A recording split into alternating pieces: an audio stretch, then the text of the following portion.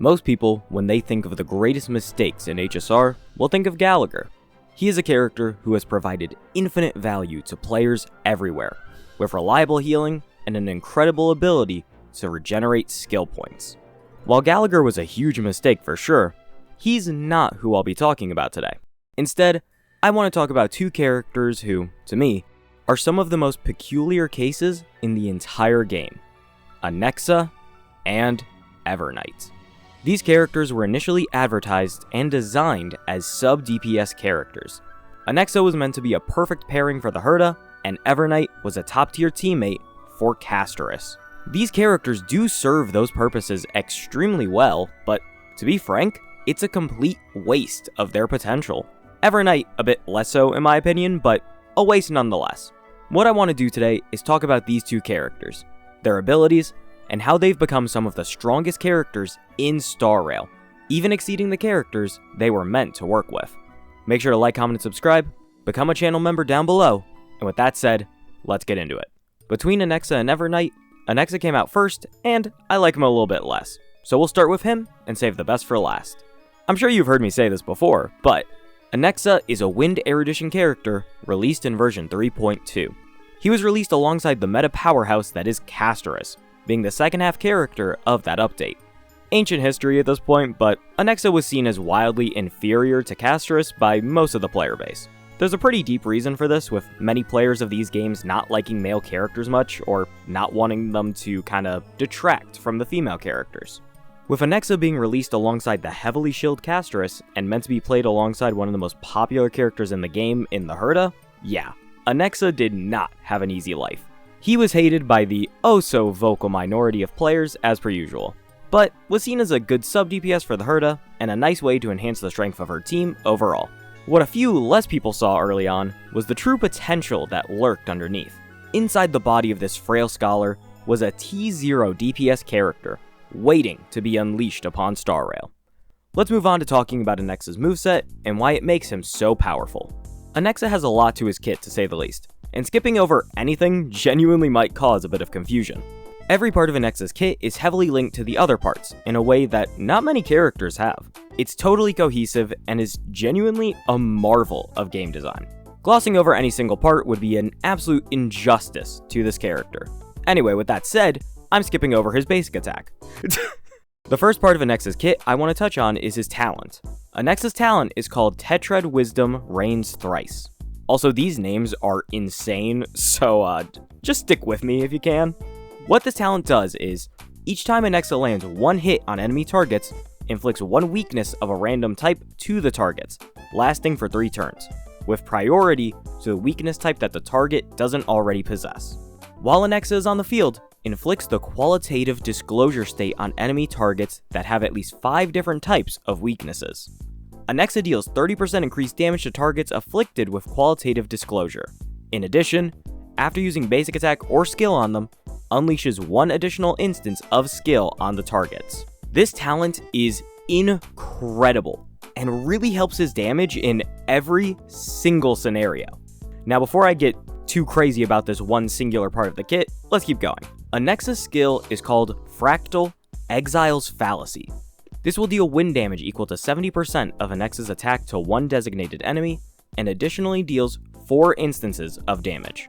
Each instance of damage deals wind damage equal to 70% of Anexa's attack to one random enemy, prioritizing bouncing to enemy targets that have not been hit by this instance of skill.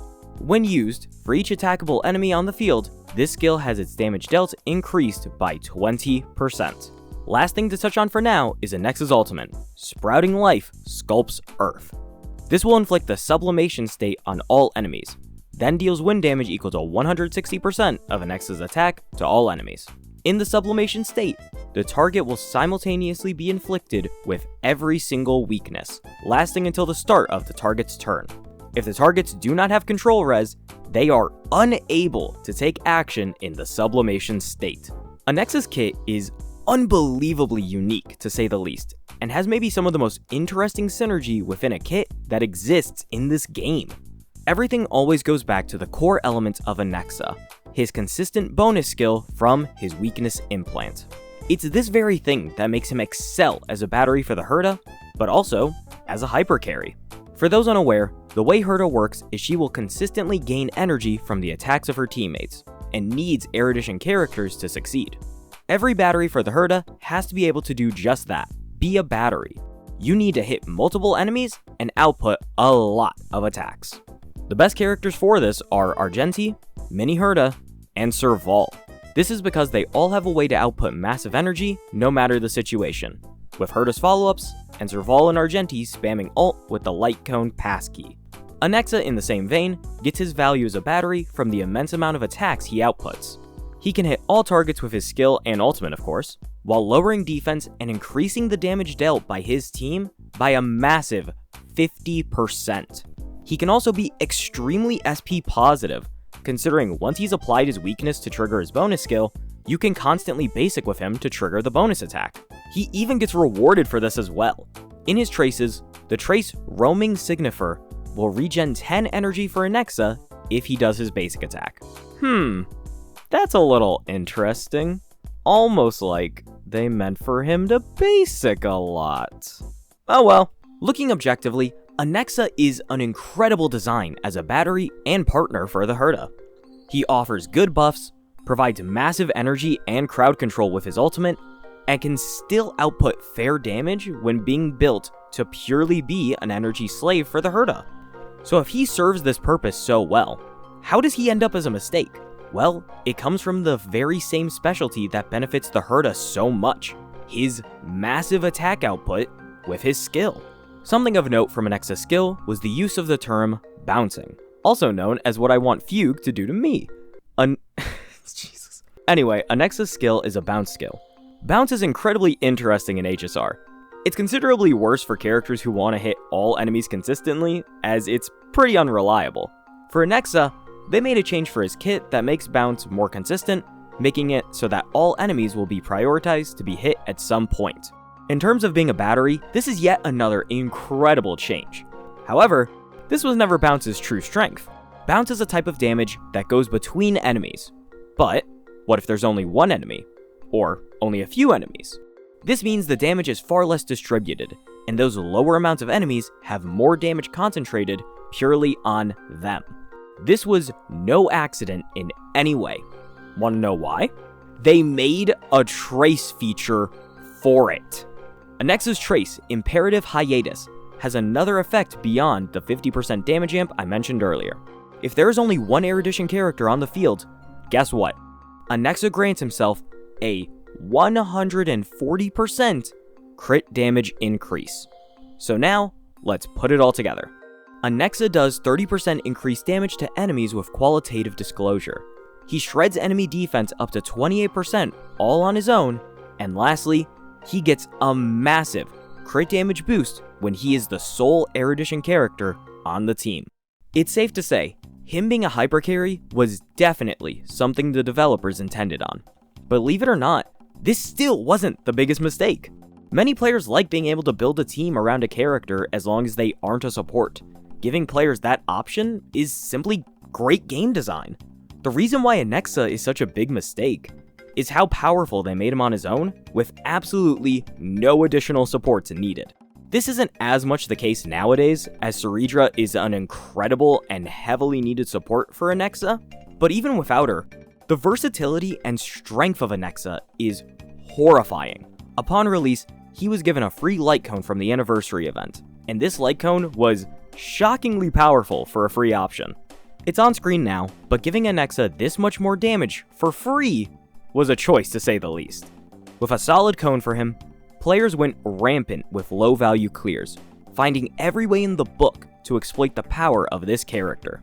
A popular clear I saw early on was beating MOC with Anexa being the only premium part of that team. It featured RMC, Ting Yun, who was not the most popular character at that point, and some other support. I think maybe Ron May, or it might have been someone even more random.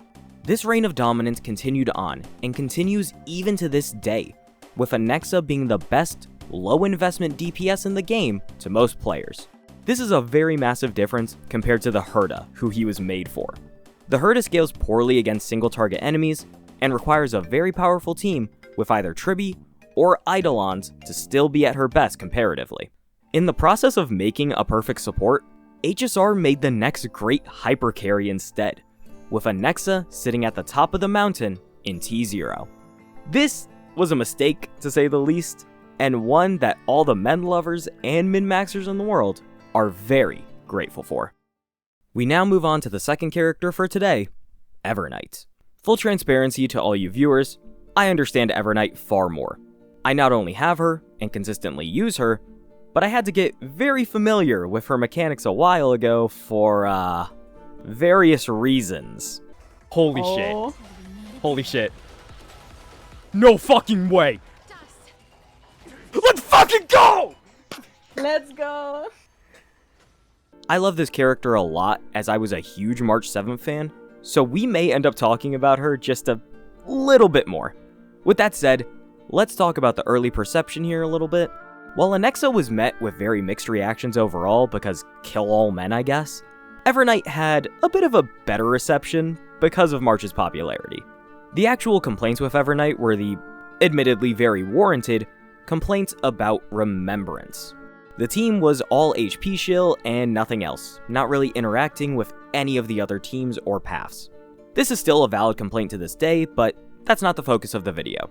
With Evernight established as another cog in the casterist team, possessing the ability to increase the damage of memo sprites, she was expected to be a powerful sub-DPS character who could take the place of RMC or Tribby to help provide a more consistent damage output. Instead of that, players got a character who is arguably stronger than Casterus with the exact same team, being even more perfectly built for it than Cassie was. The Veil of Evernight came to take over all of the HSR metagame, and with a kit like this, it's safe to say, she is succeeding. Let's look at this kit to understand how Evernight ended up being so powerful. With Evernight being a remembrance character, there are quite a few more aspects to touch on. The last time I covered this kit was in my 3.6 pulling video when we didn't even have all the info out, so hopefully I'll be able to give some faster but still accurate explanations. Evernight is an Ice Remembrance character released in version 3.6. She was the centerpiece of this update and was heavily hyped within the story, with our knowledge of March having been stuck on Amphorius for longer than we had even been there. Her kit is fairly unique, being a pseudo support for Remembrance while also being capable of devastating AoE damage. This is all thanks to her memo sprite, Eevee. Eevee and Evernight have a lot of abilities that affect them both, so let's start with Evernight's abilities since, you know, she's the main unit. First thing of note is Evernight's talent, With Me This Night. When entering combat, summons Memo Sprite Eevee. Memo Sprite Eevee has 160 speed by default, and its max HP is 50% of Evernight's max HP. Each time Evernight or Memo Sprite Eevee loses HP, increases crit damage for both this unit and Eevee by 60% for 2 turns, and gains 2 Memoria. When Evernight has 16 or more Memoria, dispels and becomes immune to crowd-controlled debuffs. If Memo Sprite Eevee is on the field, it immediately takes action. That was already a mouthful, my lord. It's at this point where I have to do some explaining of what Memoria is. Memoria is Evernight's signature mechanic and is gained from everything that she does. You'll hear it pop up more throughout this section, but just know that Memoria stacks make Evernight and Eevee far more powerful, and they are how you trigger Evernight's strongest attack. What is that ability, you might ask? It's Eevee's skill, Dream Dissolving as Dew.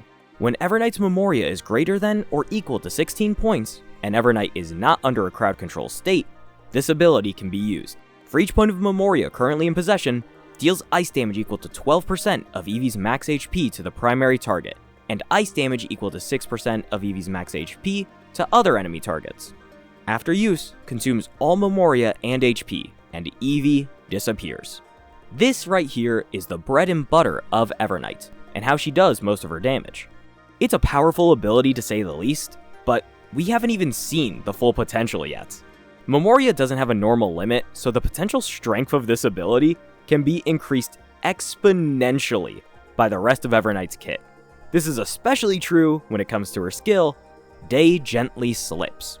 This skill consumes 10% of Evernight's current HP to summon Memo Sprite Eevee, and increases crit damage of all ally Memo Sprites by an amount equal to 24% of Evernight's crit damage for 2 turns. Duration decreases by 1 at the start of each of Evernight's turns. If Eevee is already on the field, restore 50% of its max HP. When used, gain 2 Memoria. If in the darkest riddle state, gains 12 additional Memoria. This skill is not only a massive power boost for your allies, but is even better than you think. One of Evernight's major traces will increase her crit damage by 15% when using abilities, and her talent's 60% additional crit damage will also be a massive boost for this crit damage share. You get even more value out of it than you would be led to believe, and the wonders of Evernight's strength don't end there. I know Christmas has already passed, but this next trace feels like a Christmas present for Remembrance teams. Evernight has a major trace called Kindle the Morn, Drop the Rain. This trace will increase Memosprite crit damage by a whopping 65% if you have 4 Remembrance allies on your team. In combination, just from her traces and abilities, Eevee gets an additional 140% crit damage on top of whatever amount of crit damage Evernight already has. This is a massive boost, and on its own would be amazing personal damage for Evernight as purely a sub DPS. However, you know what you clicked on today, so we aren't done yet. Allow me to introduce you to the cherry on top of Evernight's kit, her ultimate. This ultimate will summon Memosprite Eevee, then Eevee will deal ice damage equal to 200% of their max HP to all enemies, and causes Evernight to enter the darkest riddle state. During this state, the damage received by all enemies increases by 30%. The damage dealt by Evernight and Memosprite Eevee increases by 60%, and both Evernight and Memosprite Eevee are immune to crowd control debuffs. When using this ultimate, you will gain 2 Darkest Riddle charges. Memosprite Eevee consumes 1 charge after using Dream Dissolving as due. At the start of Evernight's turn, if no charges remain, you will exit the Darkest Riddle state. So, you're telling me Evernight will do 60% more damage, and your entire team will do 30% more damage, which still affects Evernight. All of this while supercharging your Memoria gain, which, if you remember, increases your damage. What in the name of Akavili did I just read? Okay, so I think how powerful Evernight isn't a surprise to anyone, but just like Anexa, I'll go over how she works as a sub DPS first. When looking at Castris with Evernight, there's nothing to complain about here. Evernight constantly drains her own HP, meaning more charge for Castris. Then when Cassie gets those dragons, Evernight is there to buff the Netherrealm out of them, and they do even more massive damage. This all comes alongside being able to be built purely as a DPS over a more supportive style like Anexa.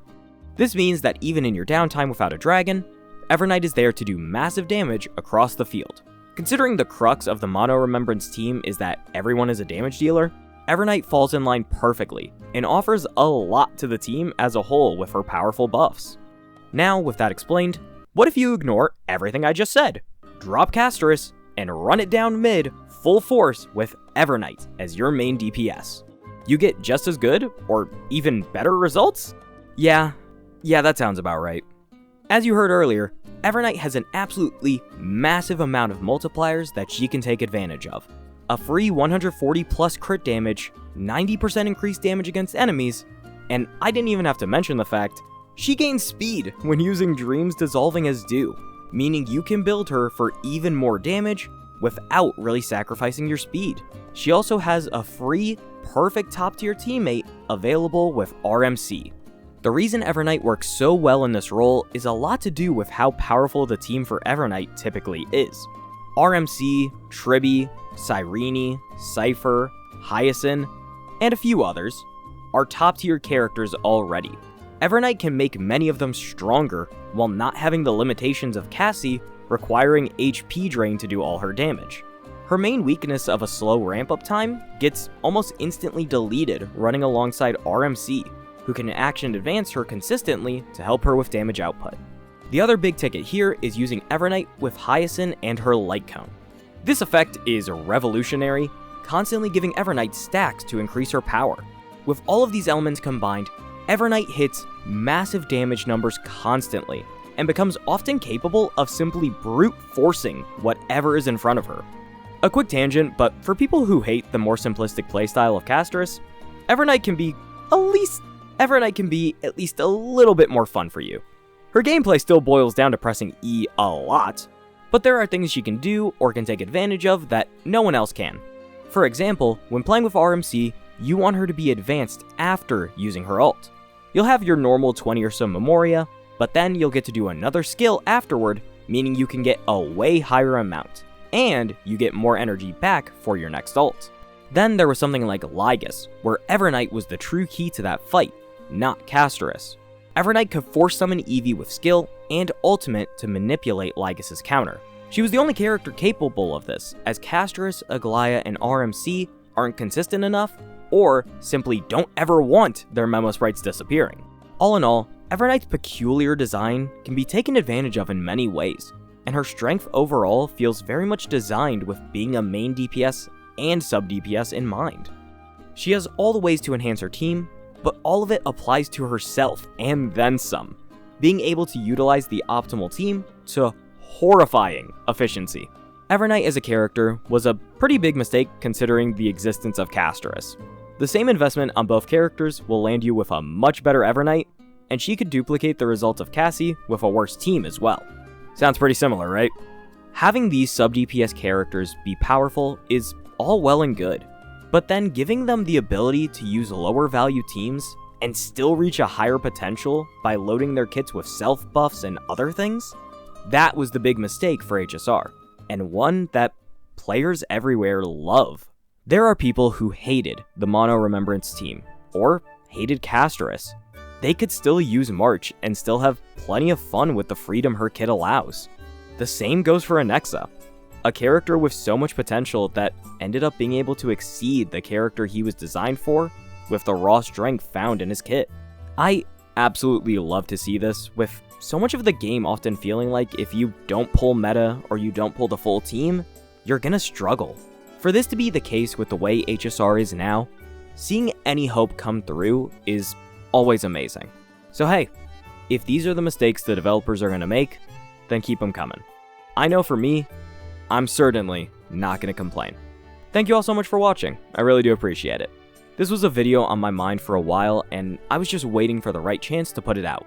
My focus has really been shifting a lot to doing these scripts and ideas a bit more often, so I hope you guys have been enjoying them, and look forward to seeing even more random ideas that I've come up with. With that said, I've got plenty more good videos coming out soon, so I will see you guys then. Bye-bye!